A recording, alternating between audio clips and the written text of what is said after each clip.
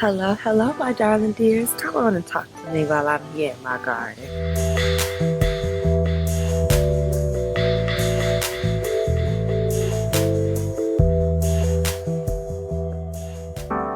So, let's talk about the fact that when you are a gardener, when you are a farmer, you are constantly watching the weather to see what the weather gonna do.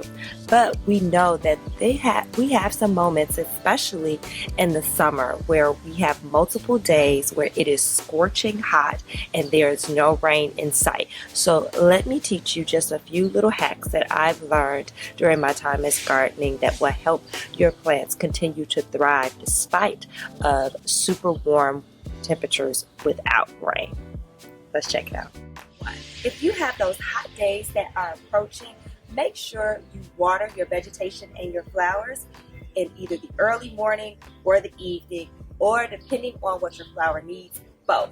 It is very significant for you not to water your plants during the heat of the day, as my mother would say. So afternoon watering is a no-go, because essentially what will happen is the water will be really, really hot due to the sun beaming directly on it, and it'll burn your plants up. So tip number one, water in the early morning and evenings. Tip number two, when you are watering your plants, make sure that you are actually watering the root, so the base, the soil, and not the foliage or the leaves. Once again, it's all about, you don't want to burn your plants up, because you're well aware that the heat and the sun, while granted it can be good things for summer vegetation, however, you want to make sure that you are not creating an environment that's going to have your vegetation or your flowers struggling, because we don't want our babies to struggle. We want them to thrive and survive, right?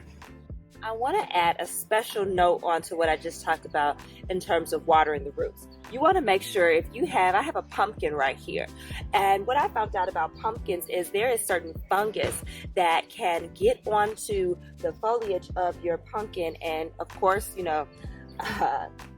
affect the soil and everything around it. So you want to make sure that when you are watering, that you actually get, once again, down there in the root, because you want to make sure while watering your flowers and your vegetation effectively that you are giving it exactly what it needs, and once again that you're providing an environment for it to thrive.